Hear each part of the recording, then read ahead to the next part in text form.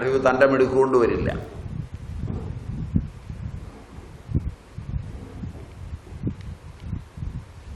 പിതൃപൈതാമഹ സംപ്രാപ്തമായ അറിവ്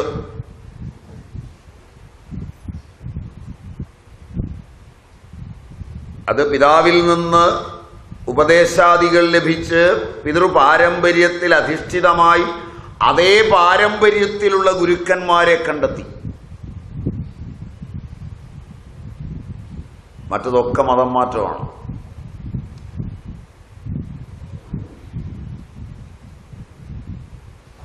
അതുകൊണ്ട് പ്രാചീനരായ ആചാര്യന്മാർ സമ്പ്രദായമേ പഠിപ്പിച്ചു കൊടുക്കുകയുള്ളൂ.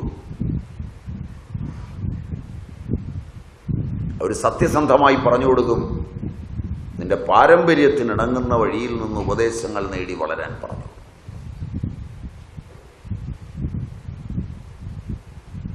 സമ്പ്രദായ വിരുദ്ധങ്ങളായ എല്ലാ അറിവും സംഘർഷപൂരിതമാണ്.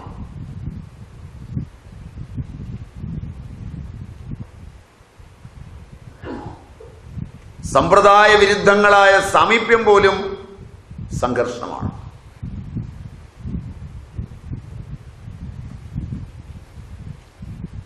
ശാന്തിയല്ല.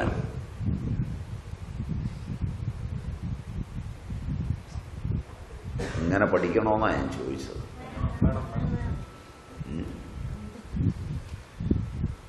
എൻ്റെ സമ്പ്രദായത്തോട് ഇണങ്ങാത്ത ഒരാളിൻ്റെ അടുത്തിരിക്കുമ്പോൾ അയാളിലെ ദേവതയും എൻ്റെ ദേവതയും തമ്മിലുണ്ടാക്കുന്ന സംഘർഷം ആ സമയത്ത് കയറുന്നതൊന്നും അറിവായല്ല, അറിവില്ലായ്മയാണ്.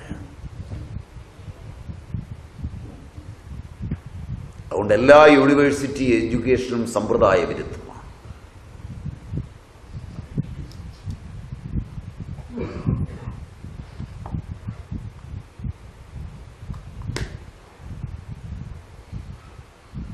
സംഘർഷവും നിഷേധവുമല്ലാതെ അറിവും ആനന്ദവും ശാന്തിയും അതിലില്ല.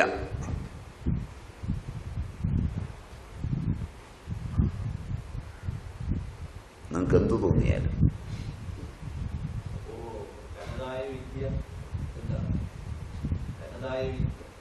ഏതൊന്ന് നിങ്ങളുടെ അച്ഛൻ സങ്കല്പിച്ചു, നിങ്ങളുടെ അച്ഛൻ്റെ അച്ഛൻ സ്വപ്നം കണ്ടു, ഏതൊന്ന് നിങ്ങളുടെ അച്ഛൻ മുതൽ പുറകിലെ 7 തലമുറകൾ സങ്കല്പജന്യമായി ഉണ്ടായി, അതാണ് നിങ്ങൾ. ആക്സിഡന്റ് അല്ല, അതാണ് സത്യം. നിങ്ങൾ ചെന്ന് വേറൊരുത്തൻ്റെ അടിക്കാൻ പഠിക്കാൻ ചെന്നതാണ് ആക്സിഡന്റ്. എല്ലാ തരത്തിലുള്ള ആക്സിഡന്റ് അതാണ്. Accidental accident.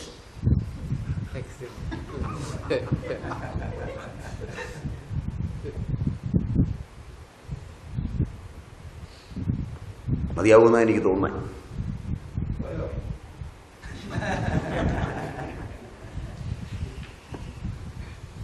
ഞാൻ ആദ്യത്തത് യാദൃച്ഛികമെന്നും രണ്ടാമത്തത് അപകടമെന്നും കൂടിയാണ് പറഞ്ഞത്. മലയാളം പറയേണ്ടെന്നാണ് വിചാരിച്ചിരുന്നത്. അതിന് മനസ്സിലായില്ല. എൻ്റെ അമ്മയുടെ മടിത്തട്ടിലിരിക്കുമ്പോൾ കിട്ടുന്ന ആനന്ദം ഒരു കുഞ്ഞിന് അതിൻ്റെ ജനിതകപരമായ അറിവുകൊണ്ട് അടുത്തുനിന്ന് ഓടി വന്നവൻ്റെ അടുക്കലിരിക്കുമ്പോൾ കിട്ടില്ല. അതുകൊണ്ടാണ് അവൻ്റെ അടുക്കിലേക്ക് പോകുമ്പോൾ അമ്മ പറഞ്ഞ് ആ ജനിതകത്തിനകത്ത് അവൻ വിശ്വസിക്കാൻ കൊള്ളാവുന്നവനാണെന്ന് ബോധ്യപ്പെടുന്ന ഒരു ഭാവ ഉന്മീലനം ഭാവശരീരത്തിൽ വന്നാൽ മാത്രമേ അവിടെ ഇരിക്കാൻ പറ്റുള്ളൂ. എന്നാലും ഇരിക്കുമ്പോൾ അസ്വസ്ഥതയുണ്ട്. മനസ്സിലായില്ല? ഏതാണ് സത്യം, ഏതാണ് ആക്സിഡന്റ്?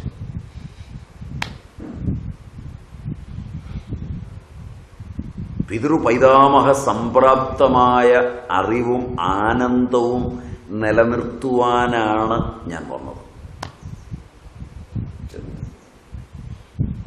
അതില്ലാതാക്കുവാനുള്ള ശ്രമത്തിൽ എൻ്റെ കോശങ്ങളും എൻ്റെ ജീവിതവും നഷ്ടപ്പെടുമ്പോൾ എനിക്കുണ്ടാകുന്ന പ്രതികരണങ്ങളാണ് എല്ലാ ഭീകരതകളും.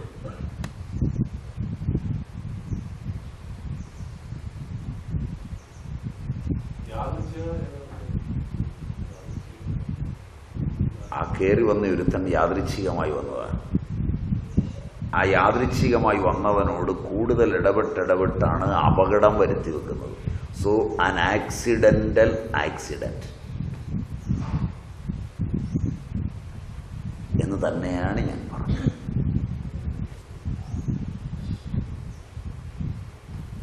പഴമ ഇത് സമ്മതിക്കില്ല. വരുന്നയാള് കുട്ടിയെടുത്ത് അകത്തു പോകും.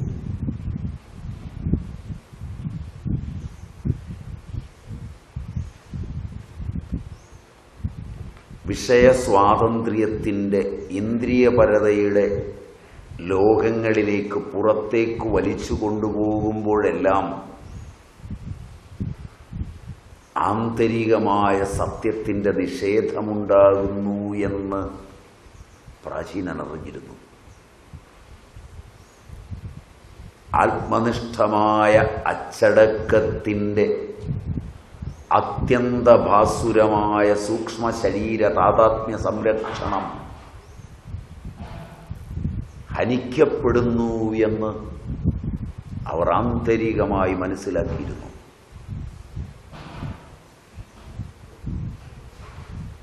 അതുകൊണ്ടാണ് അറിവിൻ്റെ ലോകങ്ങളിൽ ഈ സപ്തലോകങ്ങൾ 7 പിതാക്കന്മാർ, 8ാമൻ പോകും.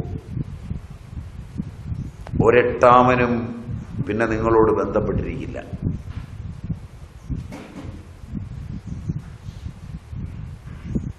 ഏഴ് തലമുറ വരെ ഉണ്ടാവും ആ പിടി.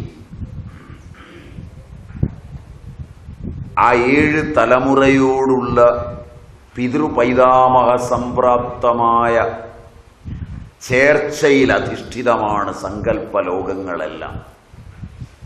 അവരുടെ തൃപ്തിയെ തർപ്പണത്തിലും അവരോടുള്ള ശ്രദ്ധയെ ശ്രാദ്ധത്തിലും സമുജ്വലമായി സമർപ്പിച്ച് കടന്നുപോകുമ്പോഴാണ് അറിയാത്ത ലോകങ്ങൾ അനാവരണം ചെയ്ത് അറിവിൻ്റെ മാസ്മരപ്രഭയുണ്ടാകുന്നതെന്ന് തന്ത്രാഗമങ്ങളും സങ്കല്പങ്ങളും.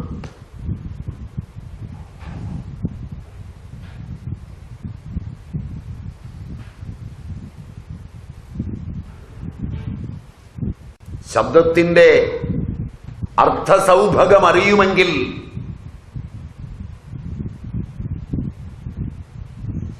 അവരെ നിഷേധിച്ചതിനുള്ള ഉത്തരമെല്ലാം നിങ്ങൾ കുട്ടികളിലൂടെ അനുഭവിച്ചു തീർത്തു മാത്രമേ പോകൂ.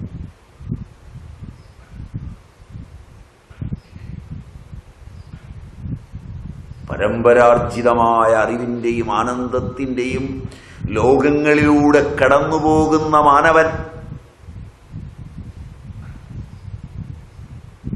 താൻ കണ്ടതും കേട്ടതും തൊട്ടതും അറിഞ്ഞതുമൊന്നും തൻ്റെ വിഭൂതികളല്ലെന്നും പൂർവ്വവിഭൂതികളാണെന്നും തിരിച്ചറിയുമ്പോഴാണ് വരാനിരിക്കുന്ന യുഗങ്ങളെ സമ്യക്കായി ചേർത്തു വെക്കുന്ന ഭവിഷ്യത്ത് ഭൂതത്തിൽ ആലിംഗനം ചെയ്തു നിൽക്കുന്നത്.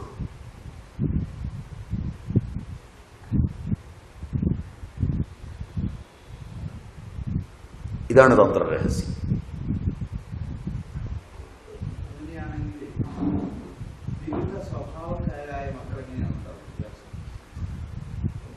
നിങ്ങളുടെ സങ്കല്പങ്ങൾ വിവിധങ്ങളായതുകൊണ്ട് എന്നുത്തരം.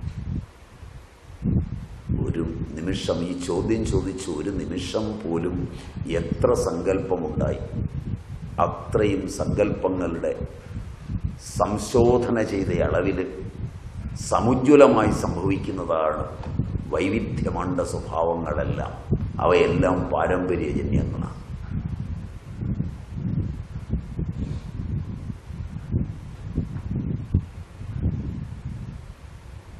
തന്ത്രാഗമങ്ങൾക്കതിനെല്ലാം ശക്തവും സുദൃഢവും സുതാര്യവുമായ ഉത്തരങ്ങളുണ്ട്.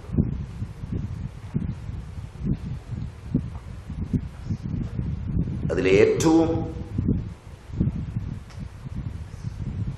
ശ്രദ്ധേയമായ തന്ത്രമാണ് ഷോഡശി. കാദി, ഹാദി, മഹാദി, സാദി എന്നിങ്ങനെ മന്ത്രത്തിൻ്റെ ആദ്യക്ഷരത്തെ സ്പഷ്ടമാക്കി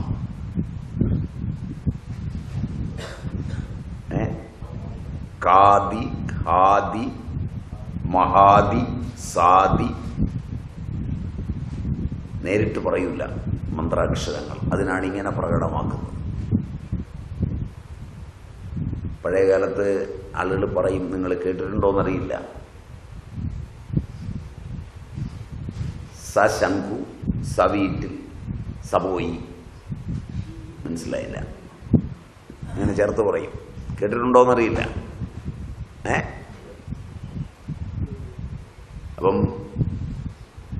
പരിചയമുള്ളവന് മാത്രം മനസ്സിലാവുകയും അല്ലാത്തവന്, പാരമ്പര്യത്തിൽ ഈ അറിവ് കിടക്കുന്നവന് അവൻ്റെ ഉത്തമമായ പാരമ്പര്യഭാവം ആ ശബ്ദങ്ങളെ കണ്ടെത്തും. നേരിട്ടല്ല പറഞ്ഞു കൊടുക്കുന്നത്.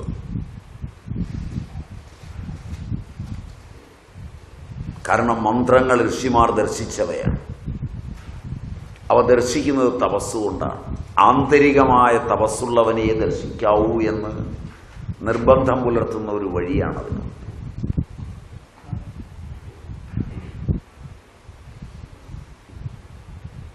നിങ്ങൾക്ക് മനസ്സിലായിക്കോട്ടെ എന്ന് വിചാരിച്ചാണ് ഞാൻ ആദ്യക്ഷരത്തെ ആസ്പദമാക്കി ശക്തി ശിവനിലുണ്ടെന്നുള്ളതിനാൽ അഗ്നി ജ്വലിക്കുന്നു എന്ന് സങ്കൽപ്പിച്ച് ശക്തിയുടെ 5 പ്രവർത്തനങ്ങൾ പഞ്ചമുഖരുദ്രനിൽ പ്രകടമാക്കി. ആഗമങ്ങൾ രംഗപ്രവേശം ചെയ്തിട്ടുള്ളത്.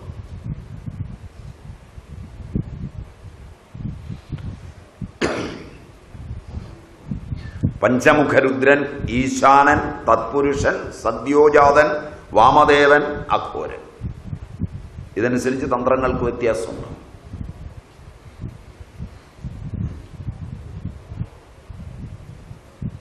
ഏതാണ്ട് ഘോരമാണ് തന്ത്രം എന്നൊക്കെ വിചാരിച്ചാണ് അഘോരതന്ത്രം എന്നൊക്കെ നിങ്ങൾ പറഞ്ഞ് വെറുതെ ആളുകളെയൊക്കെ വരട്ടിപ്പോകുന്നു. ഞാനൊരു അഘോരിയെ കണ്ടിട്ടുണ്ട്. മനസ്സിലായില്ല? ഇംഗ്ലീഷിൽ അഘോര എന്ന് പറഞ്ഞൊരു പുസ്തകവും വായിച്ചിട്ടുണ്ട്. ശരിയല്ല? അങ്ങനെ ഒരെണ്ണമുണ്ട്. റോബർട്ട് സബോധൻ, ഇല്ലേ? സബോധൻ ഇന്ത്യൻ.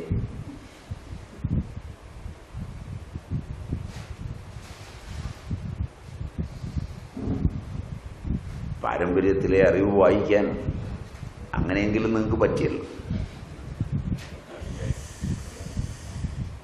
ഈശാനൻ ചിത്ത് ബോധം, തത്പുരുഷൻ ആനന്ദം, സദ്യോജാതനിച്ഛ, വാമദേവ ജ്ഞാനം,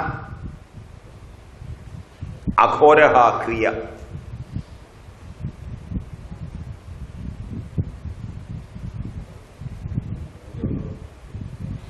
ഈശാനൻ ചിത്ത് ബോധം, കേവല ബോധം,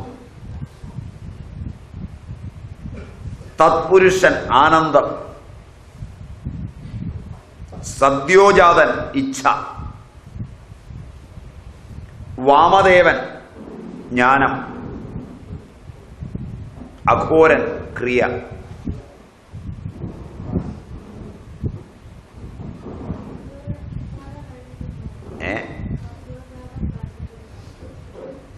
ഏതാ?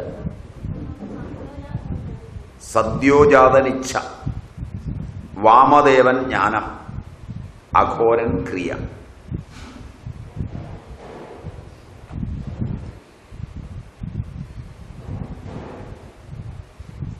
അതുകൊണ്ട് സാധാരണഗതിയിൽ സ്രോതസ്, പീഠം, ആമ്നായം ഇവയെ തിരിച്ച് സമ്പ്രദായം മനസ്സിലാക്കുമ്പോൾ സൈഷ പരാശക്തി കാദിവിദ്യേതി വാ ഹാദിവിദ്യേതി വാ സാദിവിദ്യേതി ബഹുവർക്കോ ഉപനിഷത്തിൽ പറയും. ബഹുവർക്കോപനിഷത്ത് അങ്ങനെയാണ് സൂചിപ്പിക്കുക. സൈഷ പരാശക്തി കാദിവിദ്യേതി വാ സാദിവിദ്യേതി വാ ആദിവിദ്യേതി വാ.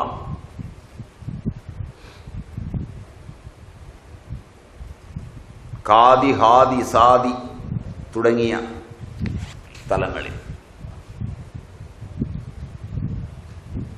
ഈ 5 മുഖങ്ങളാണ് 10 ആഗമങ്ങളെ സൃഷ്ടിച്ചത്.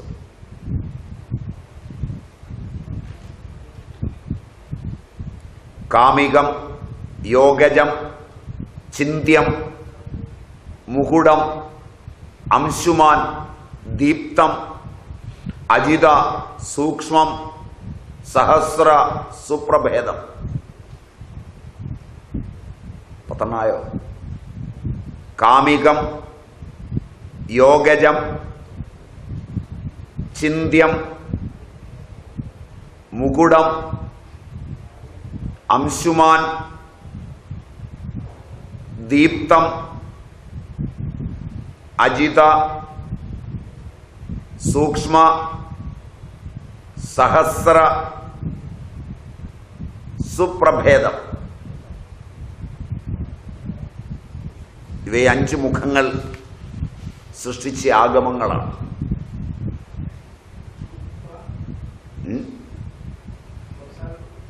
കാമികം, യോഗജം, ചിന്ത്യം, മുകുടം, അംശുമാൻ, ദീപ്തം, അജിത, സൂക്ഷ്മ, സഹസ്ര, സുപ്രഭേദം.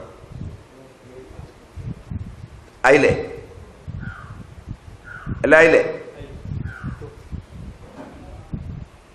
അവ 18 രുദ്രാഗമങ്ങൾക്ക് കാരണമായി. അവയിൽ നിന്നാണ് 18 രുദ്രാഗമങ്ങൾ വരുന്നത്.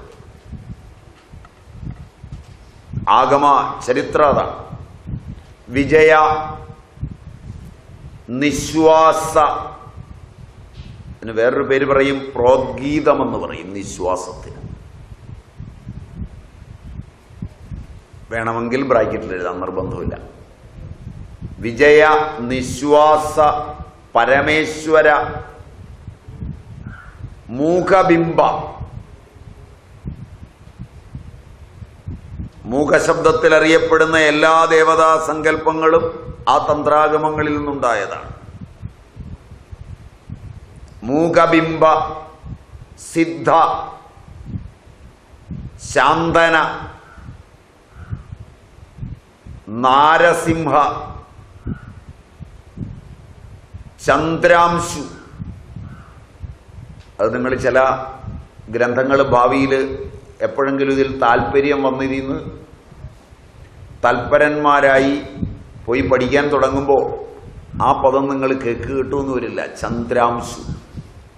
അതുകൊണ്ട് ബ്രാക്കറ്റിൽ ചന്ദ്രഹാസ എന്നും കൂടെ എഴുതിക്കൊള്ളുക. കാരണം ആധുനിക ഗ്രന്ഥങ്ങളിൽ പലയിടത്തും ചന്ദ്രാംശുവിന് പകരം ചന്ദ്രഹാസ എന്നാണ് കിടക്കുന്നത്. അതിൻ്റെ ഏറ്റവും പ്രാചീനമായ പാരമ്പര്യ നാമം ചന്ദ്രാംശു എന്നാണ്. ചന്ദ്രഹാസ. വീരഭദ്ര, അതും ചിലപ്പോൾ കണ്ടുവെന്ന് വരില്ല, ഭദ്ര എന്നേ കാണുള്ളൂ. വീരഭദ്ര, ആഗ്നേയ, സ്വയംഭു,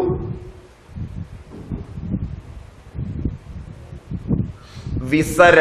വിസര എന്ന പദവും ചിലപ്പോൾ കിട്ടിയെന്ന് വരില്ല. അതുകൊണ്ട് ബ്രാക്കറ്റിൽ വിരക്കത എന്ന് എഴുതിക്കൊള്ളുക.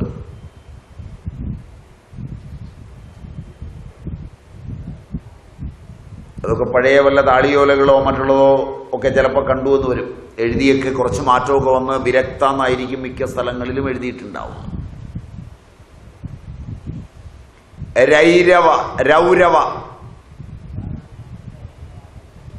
അതിലും ചെറിയ ഭേദം കാണും. രൗരവ, രൗരവ്യ, രൗരവ്യ എന്ന് ചിലപ്പോൾ കണ്ടുവെന്ന് വരും. വിമല.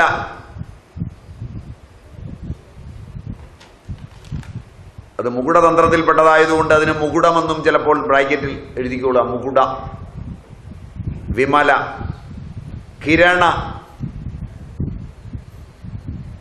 ലളിത, സൗമേയ. ഇങ്ങനെ 18 രുദ്രാഗമങ്ങളാവുള്ളത്. അതില് സൗമേയാഗമത്തെ പരാഗമമെന്ന് പറയും.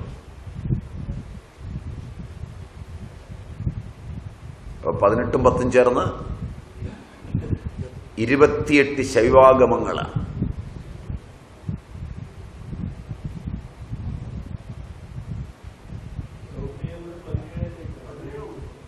ആറായില്ലേ? വിജയ, നിശ്വാസ, പരമേശ്വര, മൂകാബിംബ 2,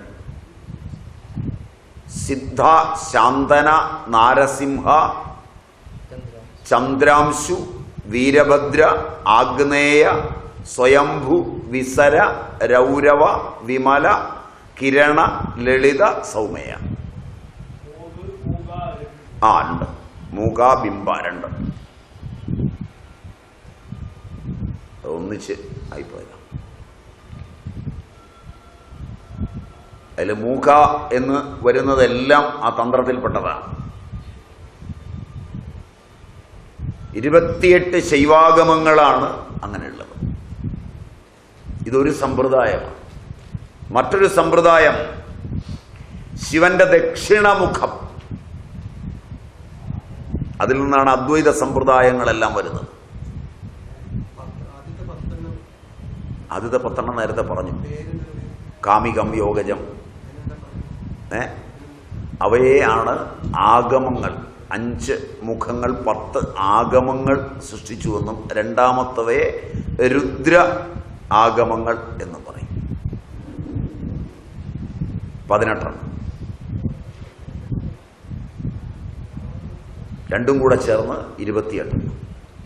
മറ്റൊരു സമ്പ്രദായ പ്രകാരം 2 സമ്പ്രദായങ്ങൾ തമ്മിലൊക്കെ ഒരുപാട് വ്യത്യാസമുണ്ട്. ഏതെങ്കിലും ഒരു സമ്പ്രദായത്തിൽ അനുഷ്ഠാനങ്ങളിലൂടെ പോയാൽ സത്യസാക്ഷാത്കാരം നേടും. അദ്വൈതത്തെ പ്രതിനിധാനം ചെയ്യുന്ന ശിവന്റെ ദക്ഷിണമുഖം, അതിനെ യോഗിനി വക്രം എന്നാണ് പറയുക. യോഗിനി വക്രം. മറ്റുള്ള 4 മുഖങ്ങളും അവസ്ഥകളാണ്.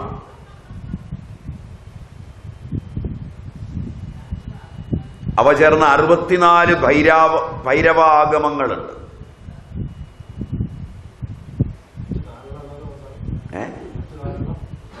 അവസ്ഥകളാണ്. അവസ്ഥകൾ സാധകൻ അനുഷ്ഠിച്ച് ഓരോ അവസ്ഥകളിലെത്തുന്നതാണ്. മറ്റത് അദ്വൈതത്തെ പ്രതിനിധാനം ചെയ്യുന്നത്. അതിനെ യോഗിനി വക്രം എന്നാണ് പറയുന്നത്. അദ്വൈതത്തെ പ്രതിനിധാനം ചെയ്യുന്നതിന് അത് 64 തന്ത്രങ്ങൾക്ക് കാരണമായിട്ടുണ്ട്. അത് നമുക്ക് പിന്നെ നോക്കാം. കാരണം അവ ഭൈരവാഷ്ടകം, യാമളാഷ്ടകം എന്നൊക്കെ പറഞ്ഞ് സ്വച്ഛന്ദ ഭൈരവം, ചന്ദഭൈരവം, ക്രോധഭൈരവം എന്നൊക്കെ പറഞ്ഞ് കുറേയുണ്ട്. അത് നമുക്ക് പുറകെ നോക്കാം. അത് വിപുലമായി പഠിക്കേണ്ടതാണ്. അവ ഉപയോഗിച്ച് ഒരുപാട് വിദ്യകളുണ്ട്.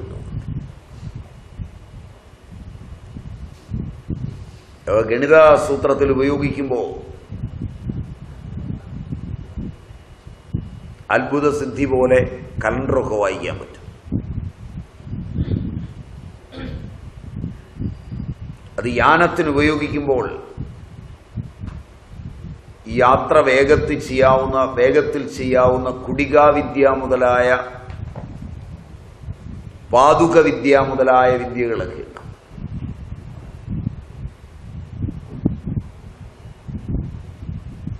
ഭ്രാന്ത് വരാനും വേറെ പണി വേണ്ടാത്തതാണ്. അതുകൊണ്ടാണ് ഞാനത് മാറ്റിവെച്ചത്. നല്ല ഗുരുക്കന്മാരോടൊപ്പം നല്ല സാധനാനുഷ്ഠാനങ്ങളോടൊപ്പം പോയില്ലെങ്കിൽ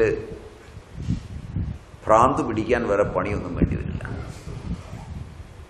ഒരുപാട് പേരങ്ങനെ ഭ്രാന്ത് പിടിച്ച് നടക്കുന്നുമുണ്ട്. കാരണം ഇത് വൈദ്യശാസ്ത്രത്തിലൊക്കെ വളരെയേറെ രഹസ്യങ്ങളടങ്ങുന്ന വിദ്യകൾ ഇതിനകത്തൊക്കെ ഉണ്ട്. ചെറിയൊരു ഉദാഹരണം പറഞ്ഞാൽ 100 വർഷത്തിലധികം പഴക്കമുള്ള ഒരെരിക്കിൻ്റെ, അത് കാണുമ്പോൾ തിരിച്ചറിയണം, അതിൻ്റെ വിരലടയാളം അറിഞ്ഞ് കണ്ടിച്ചാൽ ഇത്ര വർഷം പഴക്കമുണ്ടെന്നറിയണം.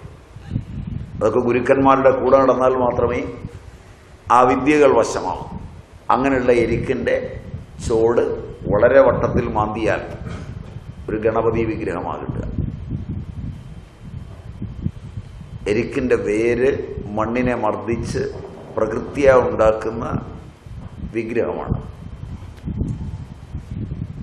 അല്ല, കളിമണ്ണുള്ളിടത്ത് നിൽക്കുന്ന എരിക്ക്. ഇത് പോയി കുന്നുംപുറത്തെ പൂഴിക്കകത്ത് മാന്തിയാൽ കിട്ടില്ല. പറഞ്ഞാൽ മനസ്സിലായോ എന്നറിയില്ല. എരിക്കിൻ്റെ വേരുകൾ ആ ആകൃതിയിലേ പോവുള്ളൂ. അപ്പം അതിൻ്റെ ചുറ്റും മാന്തി ഒരു വേര് പോലും ഉടയാതെ വേരിങ്ങി പറിച്ചെടുക്കുമ്പോൾ നടുക്കൊരു സാധനം നിൽക്കും. തലയുണ്ടാവും, തുമ്പിക്കൈ ഉണ്ടാവും, കൊമ്പുണ്ടാവും.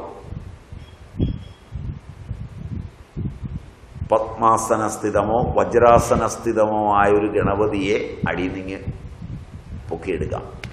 പറഞ്ഞാൽ മനസ്സിലായോ എന്നറിയില്ല. അത് നല്ല പോലെ മെഴുകി ചുട്ടെടുത്ത് ഉപാസന ചെയ്യാൻ പറയും.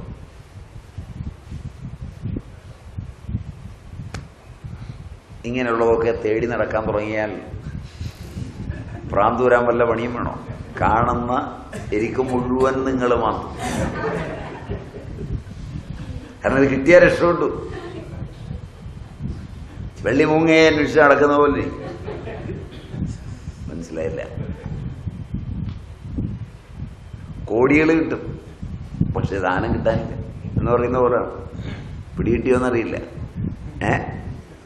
അതുകൊണ്ട് മോഹമുള്ളവൻ പോകേണ്ട വഴിയല്ലിത്. മോഹമില്ലാത്തവൻ പോകേണ്ടതാ. ആഗമങ്ങളുടെ തലം മോഹമുള്ളവർക്ക് പഠിക്കാനുള്ളതല്ല. അതുകൊണ്ടാണ് അത് മാറ്റിവെക്കുന്നത്. അത് മാത്രം മതി എന്ന് തോന്നുന്നുണ്ടാവും.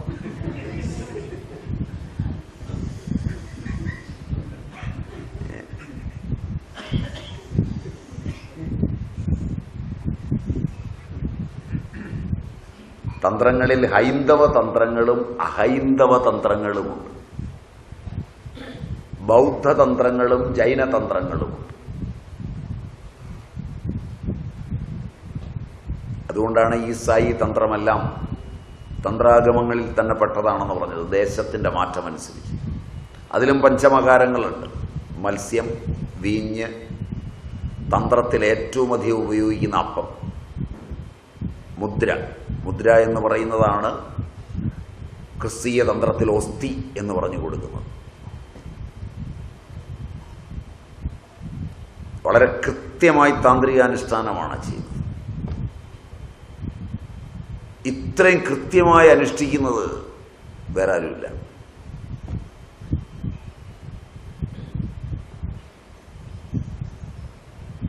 പഞ്ചമകാരങ്ങളുമുള്ള തന്ത്രമാണ്.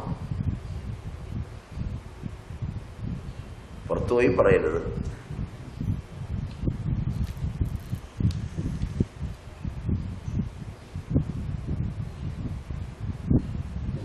വേറെ ഒരു വിഭജനമുണ്ട്. പുരാണകാലത്തെ ആസ്പദമാക്കി വരാഹകൽപ്പം, കാലകൽപ്പം എന്നിങ്ങനെ തിരിച്ചു തന്ത്രങ്ങളെ പറയാറുണ്ട്. അതായത് വാരാഹി തന്ത്രം,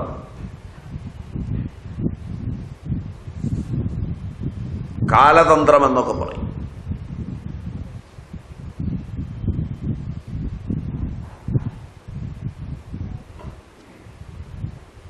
ഉദാഹരണമായി പറഞ്ഞാൽ ബ്രഹ്മയമളം, അത് സ്രോതോനിർണയത്തിന് ഉപയോഗിക്കുന്നതാണ്. ദക്ഷിണതന്ത്രം, വാമതന്ത്രം, മധ്യമതന്ത്രം, അതുപോലെ തന്നെ ദിവ്യം, കൗളം എന്നൊക്കെ ഇതിനെ തിരിക്കുന്നു. ഗണപതി, വിഷ്ണു ശക്തി എന്നിവയോടെല്ലാം ചേർത്ത് യാമളതന്ത്രങ്ങളുണ്ട്. തന്ത്രങ്ങളെ വേറെ ചില ആചാര്യന്മാർ കാളികുലം, ശ്രീകുലം എന്ന പേരിലും തിരിച്ചു പറയുന്നുണ്ട്. വളരെ പൗരാണികരായ ചില ആചാര്യന്മാർ. നമ്മൾ നേരത്തെ പറഞ്ഞു, തന്ത്രാഗമങ്ങളെ ആഗമമെന്ന് പറയുന്നത് ശിവൻ പാർവതിയോട് സംവദിക്കുന്നതാണെന്ന് പറഞ്ഞു, ഓർമ്മയുണ്ടാവും. അതിലെ വിഷയങ്ങൾ സൃഷ്ടി, പ്രളയം, ദേവാർച്ചനം, പുരസ്ചരണം, സത്കർമ്മം, ധ്യാനയോഗം ഇവയാണ്.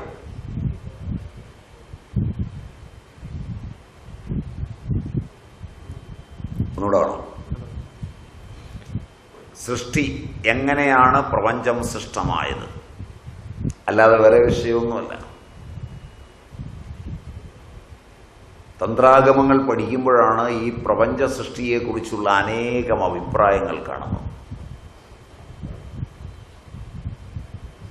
ഏറ്റവും ആധുനികങ്ങളായ അഭിപ്രായങ്ങളെയൊക്കെ വെല്ലുന്ന അഭിപ്രായങ്ങൾ അവിടെയുണ്ട്. സൃഷ്ടി എങ്ങനെയാണിത് പ്രളയമാകുന്നത്, ചെന്ന് ലയിക്കുന്നത്, താഴെ നിന്ന് എങ്ങനെയാണ്